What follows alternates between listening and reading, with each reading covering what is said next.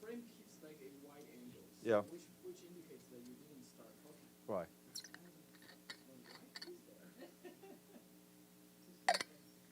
All right, good afternoon. Almost good morning. Speaking to some of you as he entered the Security Council this morning, the Secretary General said he is particularly worried about the deteriorating conditions and security for humanitarian aid deliveries in Gaza. He said there is a breakdown in public order. At the same time, he added, restrictions imposed by Israel are limiting humanitarian distribution. On the other hand, the deconfliction mechanism to protect humanitarian aid delivery is not effective. The Secretary General reiterated his hope that negotiations for the release of hostages and some form of cessation of hostilities would be successful in order to avoid an all-out offensive over Rafah, which would have devastating consequences. The Office for the Coordination of Humanitarian Affairs reports that intense fighting in Khan Yunis, particularly near Nasser and Al-Amal hospitals, continue to jeopardize the safety of medical staff. Yesterday, they tell us volunteers were able to exit Al Nasser Hospital and reroute sewage from a broken pipeline that was flooding the emergency room in the hospital and threatening to shut it down. This was made possible after our colleagues at OCHA coordinated a local 3-hour pause, which was agreed to by the Israeli military.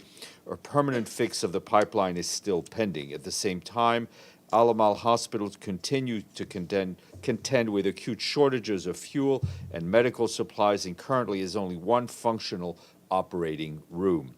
Across Gaza, humanitarian operations, including needs assessments and deliveries, are heavily constrained, including due to denial of access and attacks hitting coordinated convoys and surrounding areas. Humanitarian colleagues working on education have analyzed satellite image to assess damages to school across the Gaza Strip. Their assessment found that 162 school buildings have been directly hit, representing nearly 30% of the total 563 school buildings in Gaza.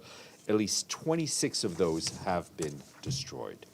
And this morning, the Secretary General also spoke at the open meeting of the Security Council on Climate and Security, presided over by the President of Guyana.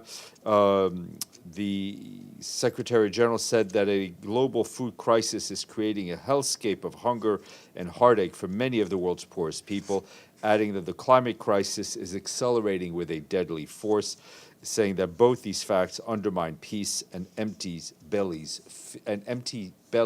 fuel unrest. The Secretary General stressed that to avoid mounting threats to international peace and security, we must step in and act now to break the deadly links between conflict, climate, and climate food insecurity. Also briefing was Simon Steele, the executive director of the UN Framework Convention on Climate Change. He warned that the less that is done to tackle climate change, the more conflicts the Security Council chamber will face, stressing that investments in adaptation, resilience, and clean energy can have increased prosperity. It can increase prosperity for food security and help avoid future conflicts. Done right, he added, climate action can help build peace. And also briefing from the UN was Beth Bechtold, the UN Food and Agricultural Organization's Deputy Director General, noting that 258 million people in 58 countries are facing high levels of food insecurity, and over 2/3 are there because of climate and conflict. That's 174 million men, women, and children. All those remarks were shared with you, and I understand there'll be a stakeout by the President of the Dominican Republic probably around 12:45. Turning to Ukraine, the Office for the Coordination of Humanitarian Affairs says that attacks on energy facilities have continued today in the Dnipro region, in an area east of the country. After 2 days of strikes on energy facilities, local authorities reported another attack overnight on a thermal plant. This prompted the evacuation of a hospital and the closure of schools in the impacted areas due to low temperatures. Other damage to energy facilities are also reported in Donetsk, Chernihiv, Kharkiv, Kherson, and Sumy regions. On the front line, our humanitarian partners continue to support communities whose access to critical services have been severely hampered by active hostilities. In the community of Seversk in the Donetsk region, aid organizations supported the installation of a filtering station for clean water. People in Seversk have been living for months without access to gas, without access to water, and without access to electricity, and that is due to the destruction of critical infrastructure. In 2023, last year, humanitarian organizations helped nearly 825,000 people with access to clean water. That's just in the Donetsk region. Turning to South Sudan, Nicholas Haysom, the head of the peacekeeping mission in South Sudan, urged political leaders to overcome key obstacles to the holding of free, fair, and credible elections. Speaking today at a press conference in Juba, he said that elections can be held in December of this year if the country leaders take urgent action to meet several obligations, including finalizing security arrangements, deploying unified forces, and dispersing money to operationalize electoral bodies rather than just allocating it to the budget. He also called for interventions at the highest level to resolve intercommunal tensions and conflicts and volatile situations between the Dinka Twik, the Ngok Dinka, and the Nuer communities in Warrap in South Sudan and also in Abyei. Turning to Haiti, the humanitarian coordinator there, Ulrike Richardson, condemned the violence that has further escalated in the capital Port-au-Prince, but across the country as well. She said that civilians, particularly children, are bearing the brunt of the recent violence. Yesterday, according to our humanitarian partners on the ground, a medical facility in Port-au-Prince was caught in a heavy exchange of fire, prompting the facility to force to evacuate its staff and its patients. Ms. Richardson emphasized that civilians and civilian infrastructure must be protected, and humanitarians must have safe and unrestricted access unrestricted access to people in need. Our colleagues say that more than 313,000 people are displaced across Haiti. More than 1,000 schools in Haiti, including Port-au-Prince and in other urban areas, have been temporarily closed since the middle of last month due to ongoing demonstrations. Weeks of violence have also led to an increase in the price of basic commodities, including in food items. Some of those increases have been as much as 25%. Today is World Radio Day. Yes, and our TV producer tells us it's World Radio Day. Wonder who killed the radio. It's true. Yeah, the video killed the radio. This year's theme is Radio, a Century of Informing, Entertaining, and Educating, a theme that reminds us that since its creation in the late 19th century, radio has continued to be a prime source of information and entertainment. According to UNESCO, it is estimated that over 4 billion human beings listen to radio. Lastly, we have one more member state that has paid its dues in full. Deji, you ready for this one? Or Gabriel, you ready? This country has won the FIFA World Cup twice, and one of only 6 countries to do so. It would have had a third win, and this is rather personal opinion, had it not been robbed by a player of the opposing team who taunted my own personal football hero, and that led to complete collapse of the final. What? Italy is the culprit. France should have been the winner, and France did pay its dues in full. We thank them. But I have to note that Italy did pay before France, so Italy is on the honor roll. Anyway, enough football. Deji. Yeah, some follow-ups on the stakeout of the Secretary General. He mentioned about the humanitarian delivery and operation in Gaza. I just checked OCHA's flash update every day. It seems they dropped out the humanitarian delivery part. At least for today, it is like that. Can you give us some granularity? Like, is there still a humanitarian delivery from Rafah or from Karim Shalom border crossings? Let's say, first of all, it's been very difficult to get the number of... I know. Go ahead. It's been very difficult to get the volume that we need into Karim Shalom, through Karim Shalom, because we've had, you saw it last week, large number of demonstrators, which hampered. There's also been issues with the safety of trucks and personnel once they cross into Gaza, and that's really due to a breakdown, I think, in social order. It's been very challenging to get deliveries going outside of Rafah north because, as far as I'm told, the deconflicting mechanism that we have with the Israeli authorities, which to ensure the safety of our convoys, has not been working as it should, if working at all. So I would say that aid delivery is being done piecemeal in an opportunistic way, which is frankly no way to run a humanitarian operation. Do you think that the Israeli army or maybe some other people from Israeli government, they are intentionally blocking the humanitarian delivery? I can't speak for anyone but ourselves. I think those are Do you feel like that?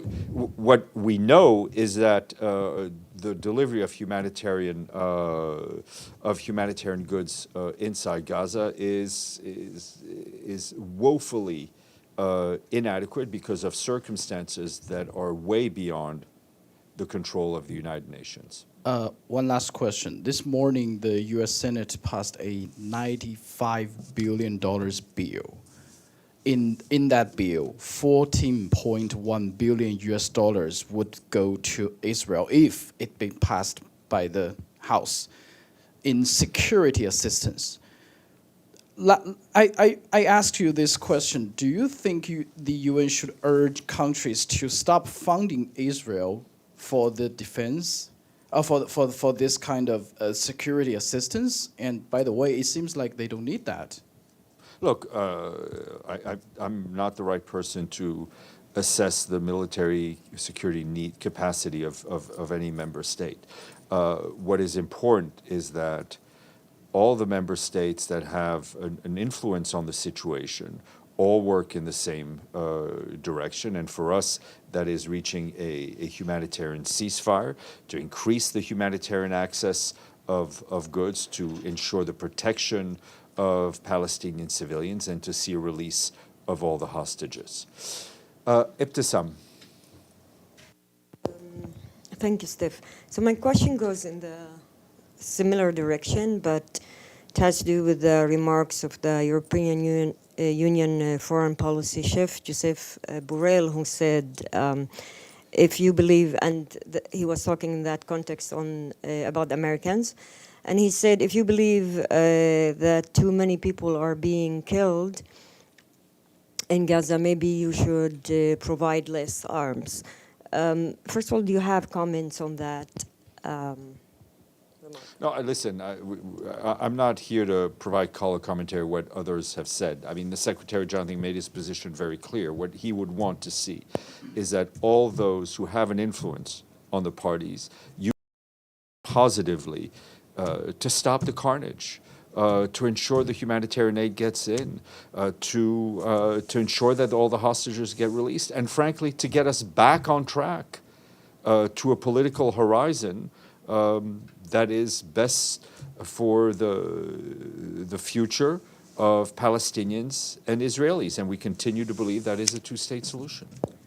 I guess my follow-up here would be, why isn't the Secretary General calling for, if not arm embargo, but at least that countries should stop their arm delivery to a party in a conflict that has killed more than 28,000 civilians, most of them women and children? Look, what is clear to us is that all of the money spent on weapons throughout the world, fueling conflicts in many parts of the world, would be better spent on development and on the well-being of people. One last question, if I may. You may. Oh, thank you. You may. On UNRWA and the accusations, did you get any evidence regarding the Israeli accusation to UNRWA staff participating in October 7th? Nothing more. We've not received anything more than what we told you about a couple of weeks ago. We've seen all sorts of other allegations about UNRWA premises, UNRWA buildings. The Israeli security forces have now occupied the UNRWA headquarters in Khan Yunis. We've not been, our colleagues at UNRWA have not received any information about what is going on there, and these are protected sites. But what is clear is that we have, as far as I know from here, we have not received any additional information. Okay, just the last one. This one is last one. But just to clarify, you are always talking about information and not evidence, which is the difference. You got information from the Israelis, but you were not shown any evidence that you independently also could verify. Is that correct? Let me try to be as clear as I can be, and hopefully that would be acceptable to you. Now, a few weeks ago, our colleagues at UNRWA received from the Israeli Foreign Ministry information concerning 12 staff members. This was communicated verbally, right? Information was shared verbally. Based on that information and based on the checking that UNRWA was able to do with the information given, Philippe Lazzarini took the decisions that he took in the best interest of the organization. As of today, as far as I know from here, we have not received any dossier or anything else in writing. Yes, sir. In your opinion, will a two-state solution help to eliminate terrorist groups around Israel supported by Iran and encouraged by Russia? Well, what we feel is that a two-state solution remains the best hope for Palestinians and Israelis to live side by side in peace and in security. And we would hope that would focus people and all member states who have an influence in the region on promoting that sort of peaceful vision. There's another question, another subject. Yesterday you saw how arbitrarily and arrogantly Russian envoy Nebenzia commented on the decision of the International Court of Justice. And he also attacked Assistant Secretary General Miroslav Yencha, because in particular Yencha reminded the members of the Council that Russia has been waging war against Ukraine not for 2 years, but since 2014.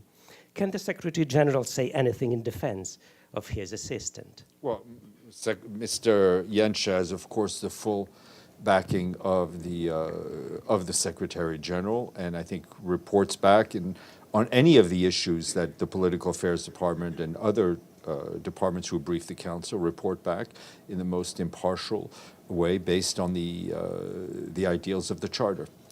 Dulcie and then Edie. Yeah, I just wanted to ask you, you keep referring to social chaos, social unrest, or the collapse of social order in Gaza, but what are you specifically talking about? Riots? What I'm talking about is that when you have an area where 1.7 million people are displaced, basic services don't exist anymore, families have been split up, they live in shelters, they don't know, most of them don't know where their next meal is going to come from. As in any of these situations where basic government services are no longer provided, you see a breakdown in social order with people taking the law into their own hands, trying to do whatever they can, so sometimes exploiting situation, or doing whatever they can to keep their family fed and safe. Yes, ma'am. I wanted to ask you about the latest Israeli allegations against UNRWA that there are Hamas tunnels under the Gaza City headquarters. Given that Lazzarini said they vacated on October 12th, what is that building being used for now? It is being used by the Israeli Defense Forces, as far as we know. Edith Lederer, and then we'll go to the screen. Thank you, Steph. Sigrid Kaag, where is she today, and is she planning to go back to Gaza? She is in Doha today. If you're keeping track on a map, you can put your Sigrid Kaag pin in Doha. today. We will keep you abreast of her travels. Is there any pressure on her to be going back because of the situation possible in Rafah? I think the pressure on her and her team is really because of the situation on the ground, and I know they are working as hard as they can to fulfill the mandate given to her by the Security Council. And on a separate subject, in Senegal, there are reports that the security forces opened fire and killed 3 protesters. We are indeed following and very concerned about the continuing situation in Senegal. It is, first of all, extremely important that all Senegalese have their right to demonstrate peacefully respected, that the forces of law and order respect that right, do not use lethal force, and that the political issues are resolved through established constitutional means. Sinan. Oh, thank you, Steph. I just received a few messages from my soccer crew regarding World Cup. They said 8 countries have won the World Cup, not 6. Twice. Twice? Twice. Okay, so just... Yeah, okay, that's fine. Thank you. Okay, I may be wrong, but I do remember the result of that of the World Cup in 2006, because sadly I was there, and I'm still drowning in tears. Gabriel, and then we'll go to Benno because he hosted the World Cup in 2006. South Africa has made an urgent request to the ICJ saying that if asking the ICJ to look into if Israel does begin a ground invasion into Rafah, as it could be asking the court to look into it in the fact it could be a breach of both the Genocide Convention and the court's order of the 26th of January. Does the Secretary General believe that if the Israeli military goes into Rafah, it would be a breach of the Genocide Convention and of the court's provisional orders from late January? That will be for the court to decide. The Secretary General is not a comment on that. I would just reiterate what he said previously in this court case and others, is that the rulings of the International Court of Justice need to be respected. And you've mentioned yesterday, and the Secretary General mentioned it again this morning at the stakeout, that the deconfliction mechanisms aren't working. Why? I mean, you know, as when deconfliction mechanisms don't work, it's best to ask those who have the weapons. I mean, we are, you know, and we operate in many parts of the world where there's conflict going on, and so we're in touch with the parties. This refers to the coordination with the Israeli Defense Forces, and my humanitarian colleagues tell us that it's not working properly. Okay, one quick follow-up on UNRWA. You said today and you said before that UNRWA received verbal communications from the Israeli authorities. Has the UN received any physical documentation from the Israelis? Not to this date, and not to my knowledge. Any photographs? I would qualify photographs as paper or written. So I mean, no. As far as I know, and I will check again, nothing more was conveyed directly to us than what was conveyed to us at the Foreign Ministry. I will check again. If I stand corrected, I will be corrected. If there was a dossier that was given from the Israelis to anyone at the UN, you would know. You perhaps overestimate my authority, but hopefully not by too much. Benno. Hi, Steph. Happy snow day. I have 2 questions. The first one is regarding Made it in, Benno. It's not. The snow's not that bad. Most of us made it in.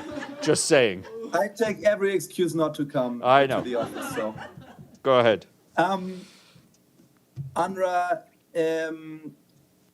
review by the former French foreign minister from tomorrow on I know it's independent and you can't say anything about what she does, but maybe she does meet with Mr. Lazzarini or something like this, and therefore you can still tell me what will happen tomorrow. Do you have any information about this? No, sir. I would encourage you to reach out to the press contact we gave you for one of the think tank research centers. Yes, I'm in touch with them. Okay, I have a second one. I heard about Afghanistan meeting on the 18th and 19th of February in Doha. Can you tell me anything about that? I mean, we have yet to announce the official travel, but it is an open secret that there will be a follow-up meeting of member states and regional organizations, special envoys on Afghanistan that will take place in Doha. The approach and the objective of the meeting is to discuss how to approach the increasing international engagement in a more coherent, coordinated, and structured manner, including through consideration recommendations of the independent assessment on Afghanistan, which was conducted at the request of the Security Council. As soon as I have more information on the meeting, I will share that with you. Do you expect your boss to come as well? I do expect my boss. Carrie, I think you have a question.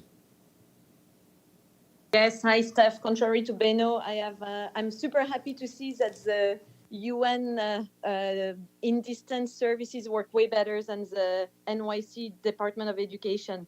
I have a question, though. It's a follow-up also on what Beno asked you.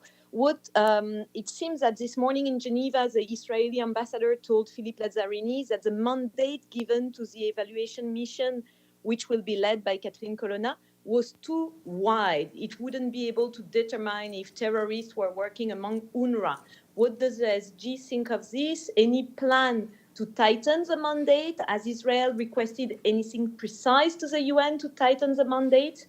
And also any worry from the UN that the mission will be given limited means to work? What we ask is that people reserve judgment on Madame Colonna's work and the work of her team with the 3 research centers until that work is done and the report is made public. Thank you all. Yes, Kai. Yep. As she planned to go on site, can she and her team go within Gaza, despite the fact there's no ceasefire yet? I would ask you to reach out to the press contact in terms of her travels. What we do very much hope is that everyone in the region will provide the cooperation with her that is needed and required so that her report can be as complete and as precise as possible. Thank you. Thanks, Steph. Hasta mañana.